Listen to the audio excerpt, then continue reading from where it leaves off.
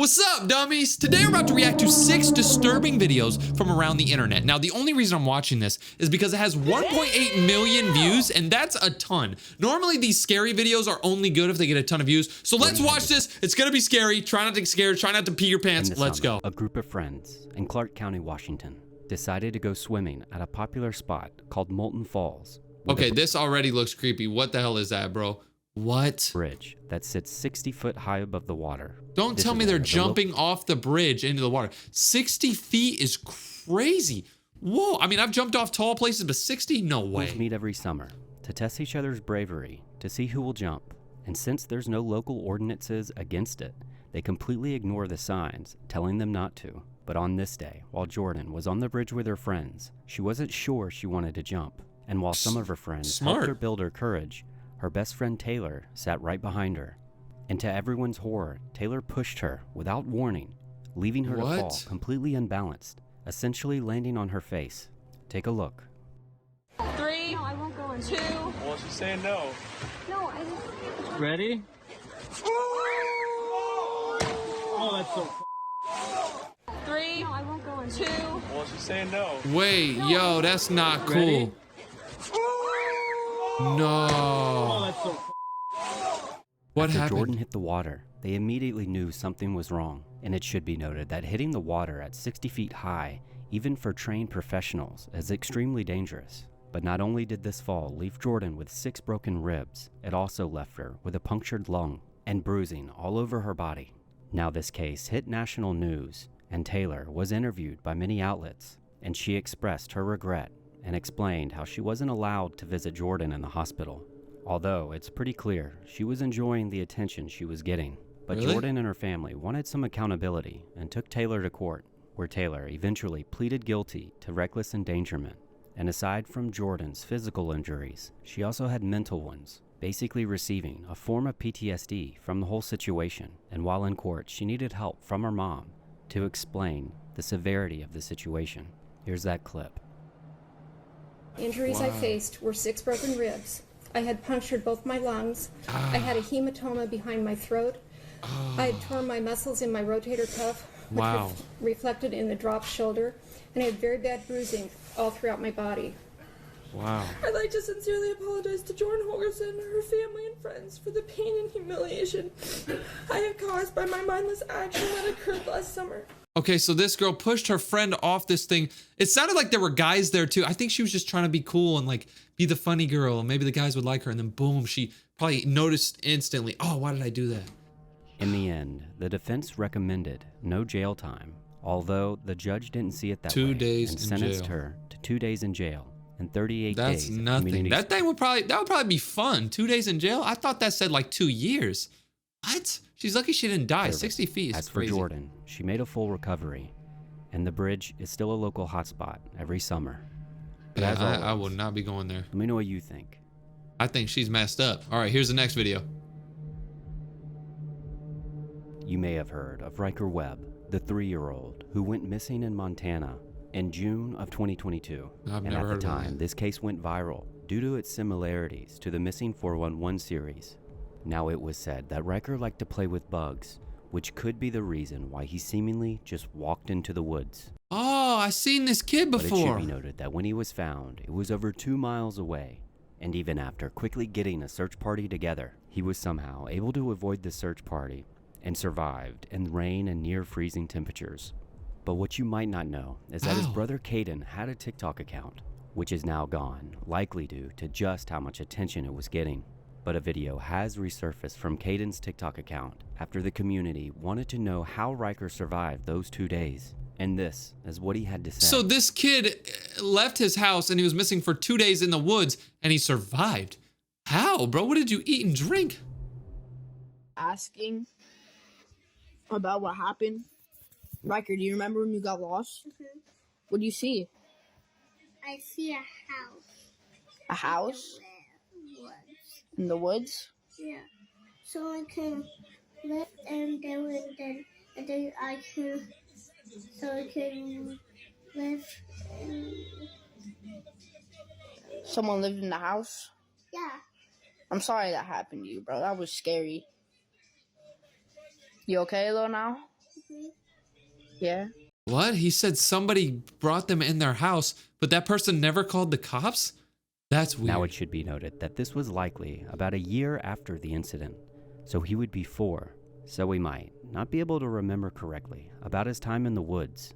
And when he was found, he was relatively unharmed, and he had taken shelter in an outside shed owned by some locals, which is pretty remarkable considering Montana is home to grizzly bears, coyotes, bobcats, and even mountain lions. And it's for these very reasons that the community speculated that he wasn't the same as before he left, also making the case that something must have led him into those woods and possibly even led him to safety. And although Caden's TikTok is still gone, it's possible in the future he gives us another update. But let me know what you think. Wow, that's crazy, bro. These are creepy stories. This Eerie video has been going viral, and it all started when this mother and her son were visiting a grave in a cemetery, and with seemingly no warning whatsoever, the son points out something that he sees in the distance. Now kids often have no filter, saying the first thing that comes to mind, but this mother was taken aback when her son said he saw a man hanging in the trees, and he went into even more detail. It's so fast. It's spinning fast, eh? Beautiful, Mom. Mom, What, Mama? what's your phone in your in the tree? The white thing in the tree. The white thing in the tree? Yes, that way. There's a white thing in the tree? Yeah. Where? Oh, you know. I don't know. I think it's old man. There's an old man in the tree. Yes. Down over there. Yes, he's just walking. Where is he walking? I don't know. Is he over there walking, Mum? What? No.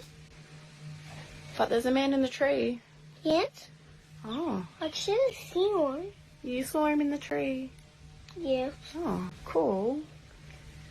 It's not cool, Mom. Oh, it's not cool. Yeah. What did he look like? I don't know. Not strange. He looked strange. Now this obviously The fuck? unsettled her, so she posted the video online to get people's reactions, with many commenters stating that their reactions seem genuine. But I'm curious of what you all think. Let me It's know. weird how kids see ghosts and In adults December don't. of 2024, Jennifer Sheffield posted a video to her TikTok, and she was quite optimistic about the upcoming divorce that she was going through, because even after sharing 2 kids with her current husband, they had mutually decided that it would be best to go their separate ways, planning to split everything from the divorce down the middle, and opting to give co-parenting their best shot. But just mere days after this video was posted, her family had not heard from her, so they decided to do a welfare check. God. And to their horror, they found Jennifer deceased alongside her husband, both with gunshot wounds, in what looked to be an apparent suicide brought on by the husband, which makes Jennifer's final video that much more disturbing. Here's a part of that clip. Take a look. Wow. So she's dead. That's So, about to be a newly single mom, and I am in the middle of a divorce. My husband is being incredible though, like really and truly, like we're working together, everything's great, we're splitting everything down the middle, like, you know, everything is good. It is a very civil divorce with our daughter in mind, and I really appreciate that. However, you know, I'm a single mom, single income right now, and he will be helping with her, he will be supporting her, you know, so essentially, like, I'm really thankful for that, and that I will not have to worry so much about supporting her. However, I will be on a very limited income, with buying a new house and, you know, paying a mortgage and all that stuff. So, I've never done this before. I've never been on my own before. So Now it should be noted that neither of them had a history of violence, leaving her family completely distraught and her daughters without parents. And as of this recording, they do have a GoFundMe, which I'll link in the description. So if you have even just $1, consider contributing. But as always, let me know what you think. wow. On October 27th of 2024, a video was posted to YouTube by Carson Dial of what seems to be 2 police officers that seemingly want to ask him some questions at 2 in the morning. However, many commenters quickly speculated that these police officers may not be who they say they are and are possibly looking for a way to get inside. Regardless, Carson seems to know his rights, knowing that if they had a warrant, they wouldn't be asking for him to come answer the door. Right, you gotta have a warrant. This seems to be supported by something one of the cops say right before they begin talking. Take a look.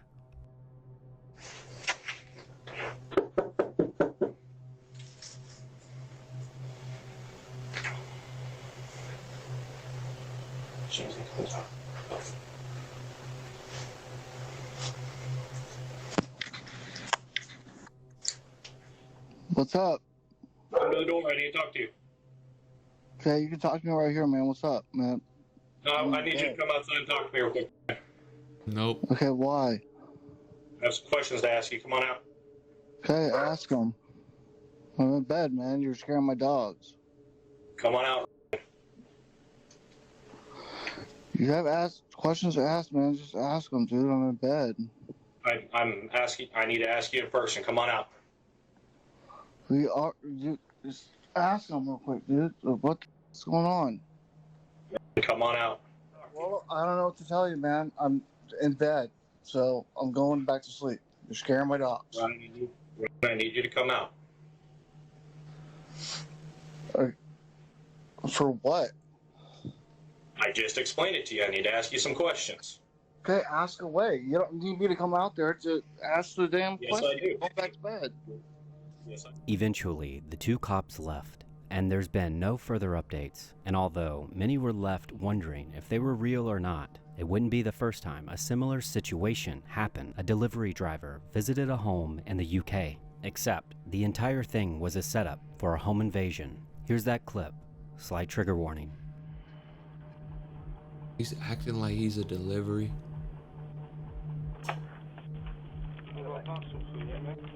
Put on your door and take it because coronavirus.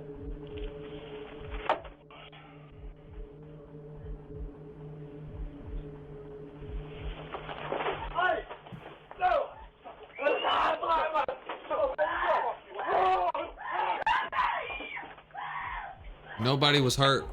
YouTube, this is fake. In the end, the father was injured by a knife, and the 11-year-old son was shot. Thankfully, they both survived their encounter, but it's an important reminder to always verify before you open your door. Between 2009 and 2019, there have been a reported 212 man-overboard incidents on cruise ships, and over 170 of those people were never found. This Bro, I'm literally on a cruise ship right now as I'm recording this. What? I meant to say, okay, I don't know what I'm tweaking. I meant to say, as you're watching this, I'm on a cruise ship. I'm pre-recording these videos because I'm going on vacation. I'll put a picture up right now if I edit it right. Dude, I'm literally on a cruise ship as you're watching this. Dude, I'm about to jump off. I'm gonna see what happens. With roughly a 28% chance of survival. Okay, so if you jump off, you have a 28% chance of survival. I am not jumping off. However, in 2015, a man fell off the Oasis of the Seas, and this was late at night, after an apparent argument with him and the cruise ship staff. And you can see as the man hangs onto a beam next to a life raft with the water churning below. In the end, he was never found. I don't see Here's that anything. clip. Take a look.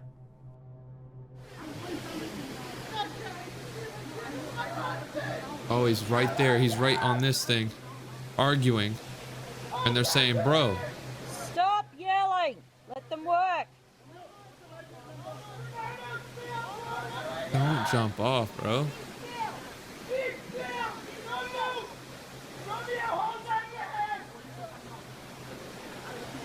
You don't touch me!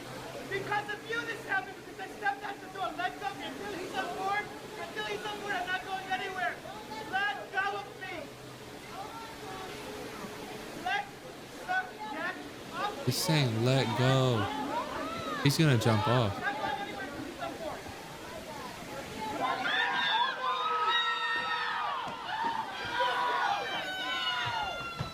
You gotta stop the boat. He's there. Stop. Get the life back. Get the life thing. Throw it over. Throw it over. Ultimately, it took close to 30 minutes for the cruise ship to be able to turn around, after which it was far too late. But in the case of James Michael Grimes, he was far more lucky, because one minute he was drinking and celebrating on the cruise ship, and the next he came to in the middle of the ocean with no ship in sight. And it wasn't until his family reported him missing that the ship started a search party. And he explains how he treaded water for close to 21 hours, but I'll let him describe it for you. Huh? I thought he was gonna say 21 minutes. 21 hours? He jumped off the boat and was live for 21 hours and they found him? Grimes says the next thing he remembers, he was fighting for his life in the Gulf of Mexico and the cruise ship was gone. I can't float myself, even when I'm trying to. So there had to be, the Lord was with me when I was out there, because something was holding me up the whole time while I was passed out. For nearly 20 hours, James treaded water and battled sea creatures. There's all that alcohol in his stomach, bro. That. He was eventually airlifted to safety, where he collapsed due to exhaustion, and they speculated that he wouldn't have lasted another 10 minutes out in the water. Dude, this was creepy, bro. Holy cow.